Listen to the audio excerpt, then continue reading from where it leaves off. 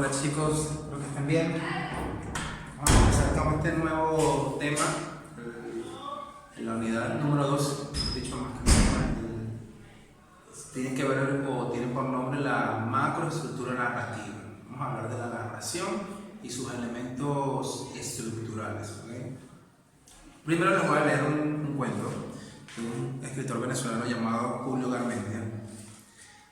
Vamos a regalarle esta pieza exquisita para mí, una pieza muy buena, literaria. Se llama El aire transparente del domingo. ¿Okay? Salvador Garmendia, perdón, es el autor. Dice así: El aire transparente del domingo, dedicado a Guillermo Meneses, a quien corresponde la paternidad de este relato. Presten mucha atención al cuento, aparte de que es muy bueno, porque lo vamos a analizar entonces en base a la macroestructura narrativa. El taxista vio a la anciana parada bajo un árbol al borde de la acera y pensó: ¿me irá a detener esta vieja? En efecto, la anciana alargó un brazo y el taxi se detuvo a su lado. El hombre vio entrar la menuda figura, que en insólita determinación había elegido el asiento delantero, y se sintió tocado por una especie de ternura risueña. ¿Acaso para corresponder a aquel gesto tan poco frecuente en las señoras? Esta es una viejita simpática, rumoreó sus adentros, casi en palabras, tanto que ella pareció escucharlo y lo miró a la cara. De esa manera penetrante y desencubridora que no deja de ocasionar alguna turbación. Sonrió además, y al cubrirse su cara de infinitas arrugas que le infundieron una apariencia cómica, los ojitos desaparecieron por completo, devorados por un exasperado grafismo. Algo como así. Viejita, ¿no? Exasperado grafismo es líneas de expresión. La realidad pareció desprenderse de ella en un instante, convirtiéndola en una niña en perfecto disfraz de abuela. Buenos días, abuela, dijo el hombre. La vieja dio una dirección en una vocecita hueca y permaneció sentado al lado de la puerta, muy derecha, con las manitas secas reposando en la mitad de los muslos.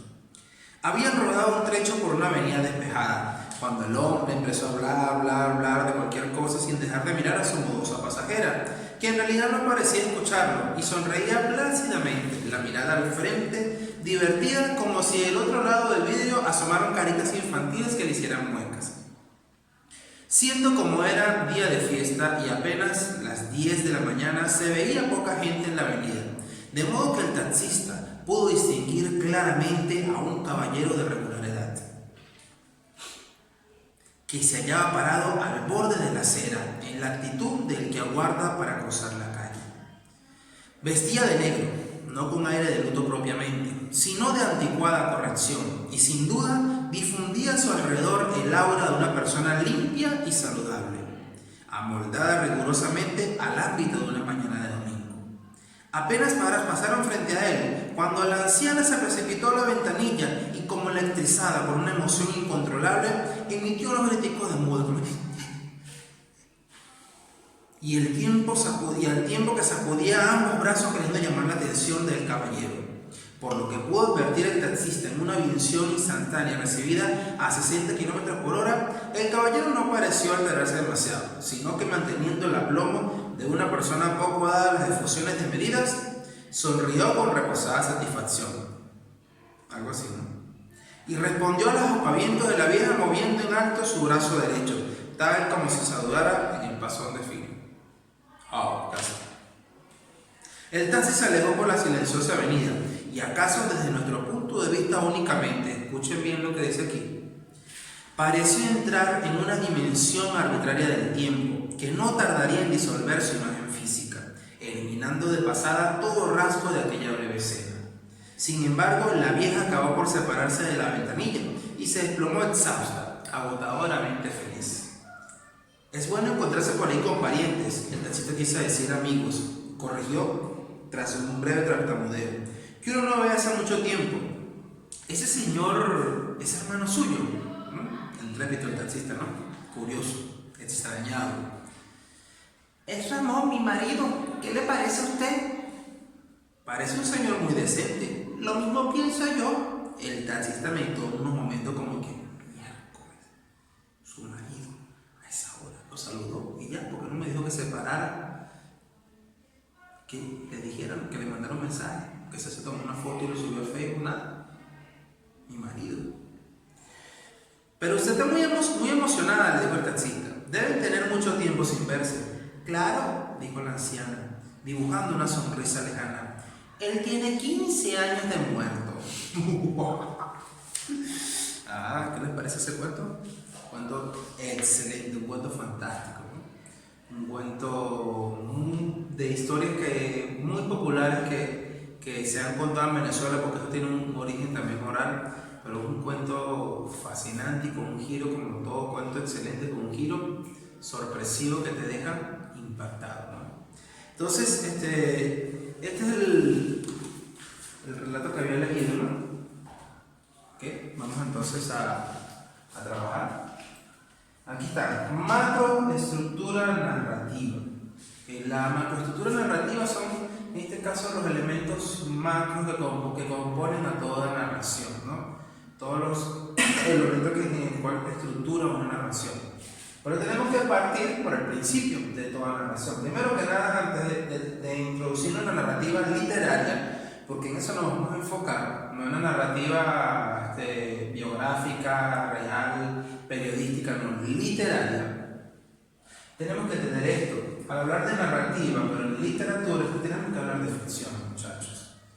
Toda obra narrativa literaria, de hecho toda obra literaria, teatral, poética, narrativa, ensayística, es ficción. Y la ficción no confundida con fantasía. Aunque este relato es fantasioso o es fantástico, no quiere decir que toda la narrativa es así. Ni tampoco quiere decir que ficción es algo exagerado o mentira, como dicen por allí. ¿Okay? Porque de hecho la gran fuerza, la gran potencia de una obra literaria es la verdad que cuenta. ¿Okay? Siempre hay una verdad. Siempre hay una verdad detrás de una obra ficcional. Entonces, una obra ficcional es una recreación de la realidad, para comenzar. Puede ser una recreación muy realista, una obra narrativa que pueda contar algo que sucede a diario. Sin embargo, cómo la cuenta es como lo hace interesante, ¿no? Puede ser un cuento de un atraco, algo que es muy común, quizás no tan común, pero que sucede, o de algo tan común como pasar un día en tu casa. No importa, cualquier cosa se puede hacer un cuento, una obra narrativa, pero es una recreación de la realidad, es un constructo artificial. O sea, la ficción es un artificio de la realidad, basta para que se sepa decir nada. Y cuando uno dice, esa obra tiene un poco de ficción, estás cometiendo un error. ¿Okay? Un error, eso se llama error epistemológico, un error en este caso en el conocimiento de una obra. Tiene mucha ficción, falso. ¿Será que tiene mucha fantasía? Es demasiado fantasioso y no te gusta. Perfecto, pero no es lo mismo decir ficción que fantasía, dejen de confundir eso. ¿Okay? Primero. Segundo es narrativa. ¿Qué es la narrativa? En este caso, un género de literatura que relata sucesos ficcionales que le acontecen a un grupo de personajes en un momento determinado y en un espacio determinado. ¿Okay? Esa es la ficción y esa es la narrativa. De allí se parte todo. Aquí sí tenemos la macroestructura narrativa. ¿Cómo podemos dividirlo principalmente? Una narración siempre va a tener narrador, personaje, tiempo y ambiente. ¿Okay? O espacio. El narrador, bueno, hay 4 tipos de narradores. Vamos a trabajar con 3 narradores. En este caso, vamos a dejar de lado el narrador ambiguo, porque es un narrador que no vamos a utilizar todavía. El narrador, ¿okay? Es ese ente ficcional, ¿okay? Porque no es lo mismo decir narrador que autor. Ya el autor es la persona real, pero cuando la persona real cuenta una historia, se convierte en un ente ficcional. Y ese ente ficcional que cuenta una historia se llama narrador. ¿Okay? Y depende de cómo cuente la historia, de cómo se visione la historia. ¿Okay? Este narrador puede ser omnisciente, protagonista o testigo. Un momento, por favor. ¿Viste? Yo estoy hablando como loco aquí. Muy bien. No me asusté, chicos.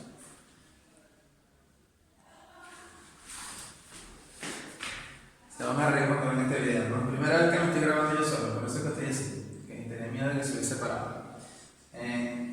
El narrador entonces puede ser omnisciente, protagonista o testigo. El narrador omnisciente, su nombre lo dice, ¿ok? Vamos a elegir un rojo. Omni viene de todo, omnisciente de saber, de conocimiento. Todo lo sabe. El narrador omnisciente no está dentro de la historia, no es un personaje de la historia, ¿ok? Pero lo sabe todo, conoce todo de la historia porque es el creador. Siempre en todas las obras, creadores, pero esto es solamente una figura, ¿ok? Por eso que se llama ficcional, porque es una figura. Al final, el narrador siempre es el autor que sabe todo lo que cuenta, ¿no? Pero es una forma de establecerse. En este caso, el narrador se distancia de la ficción, del mundo, está en una afuera, está en una parte de ese mundo que no participa directamente en las acciones, no es un personaje de las acciones, no interviene, pero todo lo cuenta, todo lo sabe. Utiliza la tercera persona gramatical, ella, él o ellos, ¿no? Lo van a reconocer porque utiliza, se mueve dentro de las sombras, y no dices me muevo dentro de las sombras, ¿okay? Acaricia el cabello de la chica, luego la lleva hacia el sitio determinado y finalmente la asesina. Entonces, siempre en tercera persona gramatical. Él es el Dios de la historia, por eso se llama Omni, ¿no? No se ha escuchado omnipotente. Dios es omnipotente, bueno, omnisciente, todo lo sabe. Él es el Dios de la historia, o sea, es un ser invisible que no aparece en la historia, que no aparece físicamente, pero todo lo sabe y todo lo cuenta, porque sabemos que está allí. El protagonista de la historia es un narrador que primero relata en primera persona, gramatical yo o nosotros vimos a esa figura que apareció desde la bruma y nos atacó, y luego yo corrí, se lo van a ver como en esa primera persona, pero además ese narrador, personaje, es protagonista de la historia porque es uno o el personaje principal de la historia, ¿ok? El principal, en este caso el ente fundamental para el conflicto esencial. La historia trata sobre ese personaje y sobre otros personajes, ¿no? Pero sobre ese personaje gira sobre él. El conflicto se mueve en base a su vida o algún aspecto que está ocurriendo en su historia, ¿okay? El narrador testigo es aquel narrador que, si bien es si bien es personaje de la historia, está dentro de la historia, no es protagonista de la historia, solamente narra lo que observa, las acciones principales de otro. Él está en un segundo plano e incluso puede que no participe directamente en la historia, puede que esté distanciado hasta temporalmente de la historia. Hay una obra que se llama Crónica de una muerte anunciada, donde el narrador ficcional es el propio García Márquez, que se ha ficcionalizado.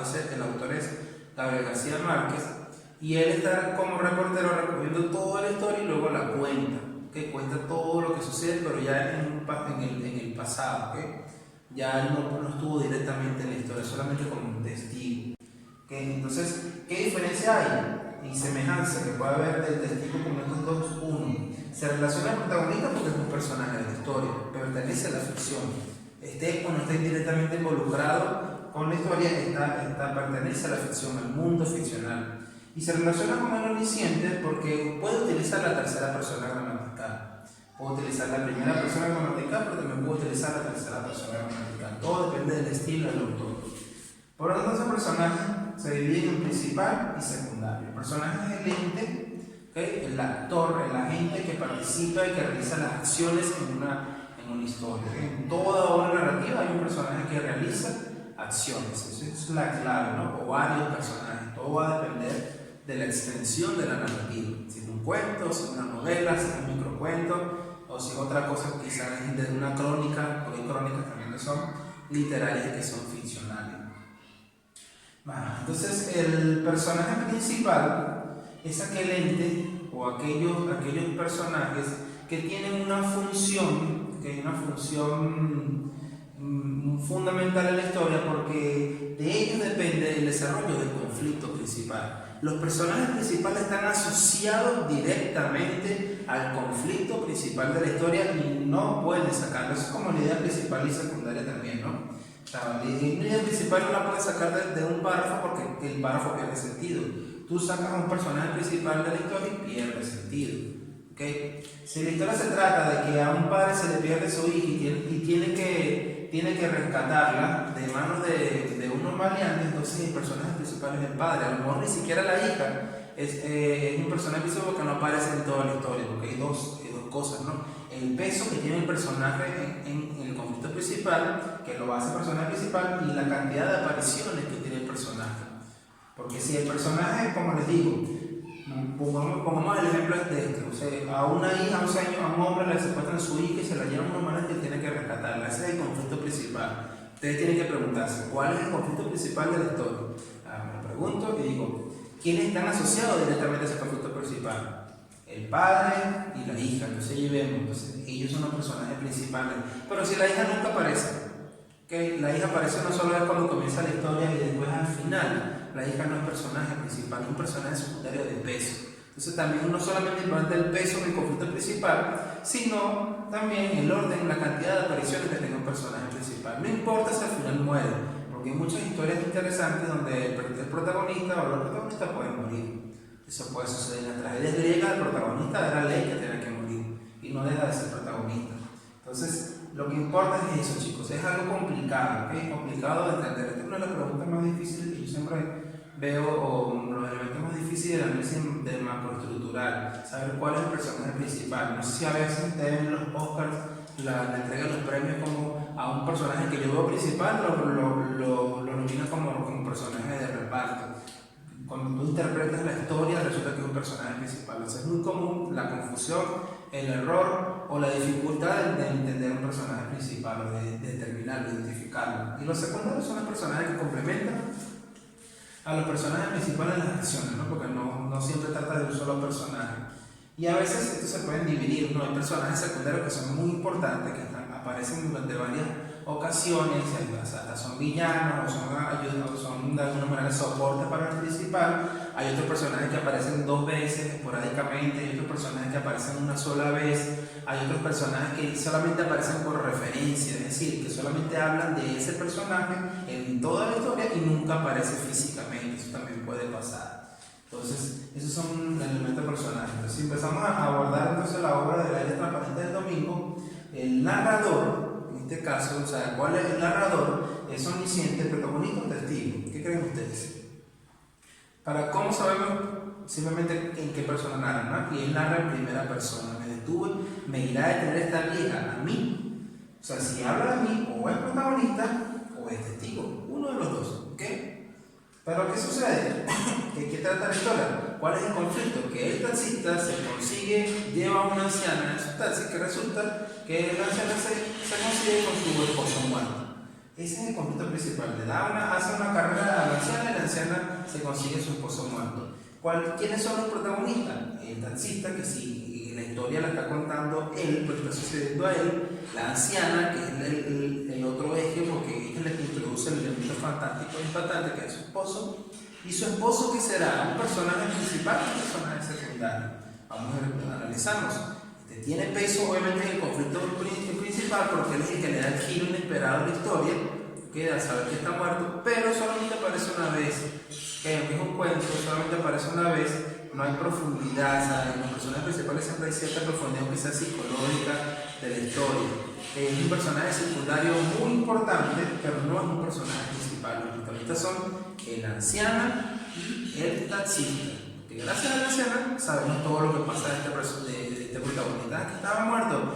Pero si la anciana no lo hubiese dicho, no hubiese pasado nada. No pasa nada, es algo extraño, pero no pasa nada. O sea, ¿quién le da esa importancia a ese señor que está muerto? A Ramón. Es la propia anciana que es la protagonista de la historia. Entonces, por lo tanto, personajes principales, la anciana y el taxista no tienen nombre, no siempre necesitamos nombre para saberlo, en cuanto es así. Secundario, el hombre, el esposo, Ramón el muerto. Tiempo de la historia es el orden cronológico en el cual sucede la historia. Toda narración se ubica en un orden cronológico y es muy importante respetarlo o irrespetarlo para que se pueda desarrollar de una manera coherente. La mayoría de las historias son lineales, tienen un comienzo, tienen un conflicto, tienen un cierre. Pero hay historias que juegan con el tiempo. Lo vemos en el cine. una película. A veces las películas comienzan con una escena final, ¿cierto? Se dan cuenta, comienza una escena muy movida, están a punto de atrapar al protagonista, lo persiguen, está casi muerto, luego se corta y comienza la historia desde el principio. En ese caso hay rupturas temporales, porque es una técnica moderna e interesante para contar la historia. Cuando tú cuentas la historia de una forma no tradicional, donde rompe entonces el esquema lineal, estamos hablando de rupturas temporales. Que pueden ser rupturas que van hacia el pasado o hacia el futuro. Es decir, si la historia comienza con una escena que está adelantada, que está en el futuro, se está hablando de una anticipación. Pero si la historia está transcurriendo y se traslada al pasado inesperadamente, y siempre los golpes son inesperados, que siempre las rupturas son inesperadas, estamos hablando de retrospección.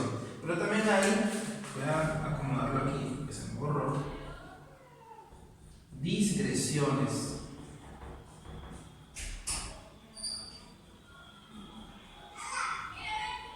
Digresiones temporales, en este caso no más que ruptura, es cuando simplemente la historia se tiene licencia y hay una especie de manejo distinto del tiempo. Si bien no es una ruptura como tal, que hay un manejo distinto del tiempo, hay una licencia que permite jugar con el tiempo.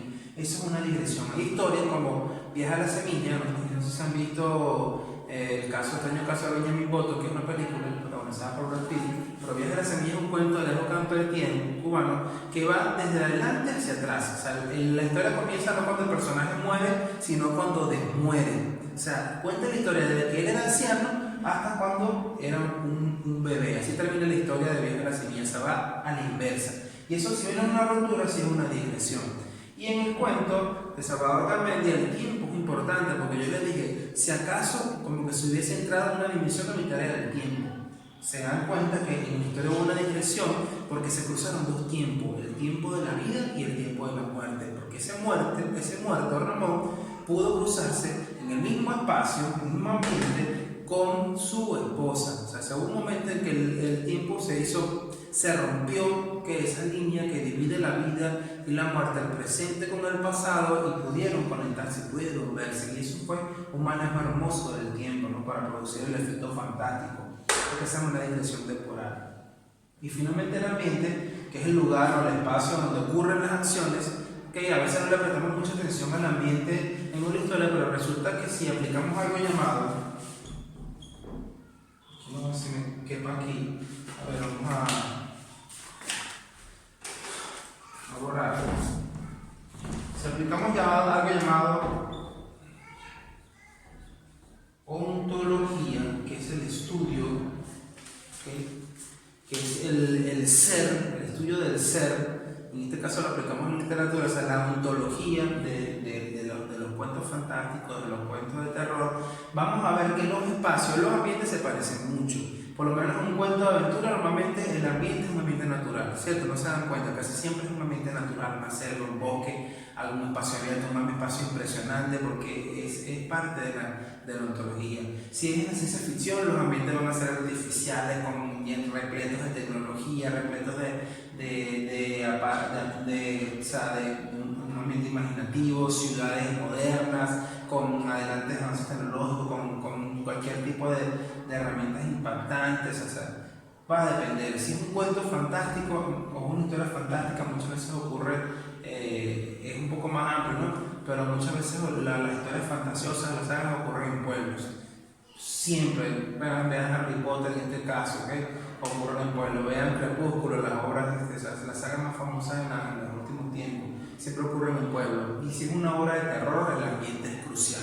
En una obra de terror, el ambiente es un personaje más. Un bosque lúgubre, una casa tétrica, macabra, antigua, bueno, más fea que un carro por debajo, más espantosa que Drácula cuando se molesta. O sea, el ambiente tétrico, oscuro, o sea, es importante en una obra de terror. Si es una película, ustedes ven cómo la obra es bastante extraña, la fotografía es opaca de la historia, porque quieren transmitir esa sensación de miedo, que algo siempre va a ocurrir, y también lo hace el propio autor cuando narra, trata de recrear eso con su pluma. Bueno, esos son los elementos más esenciales de la narrativa. divertido, chicos. Espero que les sea de mucho provecho y lo vamos a utilizar más adelante para analizar lo que yo también hice aquí con el cuento Salvador Almeida, porque era transparente del domingo.